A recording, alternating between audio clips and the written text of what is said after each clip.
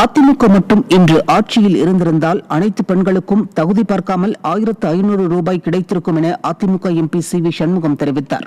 விழுப்புரம் மாவட்டம் மேல்பாப்பம்பாடி பகுதியில் புரட்சித் தலைவி அம்மாவின் 77வது பிறந்தநாள் விழாவையொட்டி ஒன்றிய கழக செயலாளர் ஆ. கோவிந்தசாமி தலைமையில் நலத்திட்ட உதவிகள் வழங்கும் விழா நடைபெற்றது.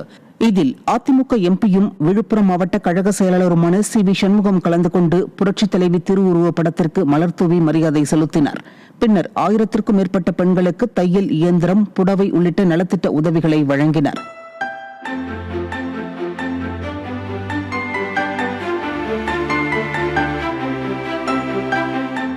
பின்னர் நிகழ்ச்சியில் பேசிய அவர், வீட்டில் பெண்கள் குடிக்கும் தண்ணீருக்கு வரியை உயர்த்தியும் அவர்களின் கணவன்கள் குடிக்கும் டாஸ்மாக் தண்ணீருக்கும் விலையை உயர்த்தியும் விட்டதாக சாடினார்.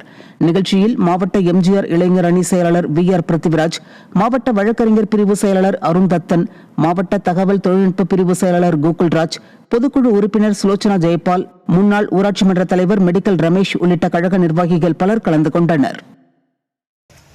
525 வாக்குறுதி கொடுத்தார். 4 வருஷம் முடிஞ்சு போச்சு, 10 மாசத்துல முடிய போகுது. எல்லாத்தையும் நிறைவேற்றிட்டாரா? எல்லாருக்கும் 1000 ரூபாய் தரேன்னாரு. எல்லாரும் கொடுத்தாரா?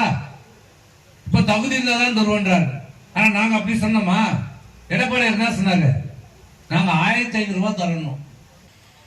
போச்சா நீங்க 1500 ரூபாய்? எடப்பாடியார் வந்து என்ன பண்ணிருப்பாரு? தகுதி பார்த்து கொடுத்து அண்ணா திமுக என்னைக்கா தகுதி பார்த்து கொடுத்துருக்கிறதா? ஜாதி வித்தியாசம் பார்த்து கொடுத்துருக்கிறோமா? ஏழை பணக்காரன் பார்த்துருக்கிறோமா? எல்லாருக்கும் கொடுத்துருப்போம் 1500 ரூபாய். 500 ரூபாய் போச்சு, 1500 ரூபாய் போச்சு, எல்லாருக்கும் வரல. மிக்சி கிரைண்டருக்கு அம்மா ஃபேன் கொடுத்தாங்களா? அம்மா தகுதி பார்த்தா கொடுத்தாங்க, எல்லாருக்கும் தரல. பிள்ளைகளுக்கு எல்லாம் லேப்டாப் கொடுத்தாங்களே, தகுதி பார்த்தா கொடுத்தாங்க. பணக்கார ஏழைன்னு பார்த்தா கொடுத்தாங்க, ஜாதி வித்தியாசம் பார்த்தா கொடுத்தாங்க.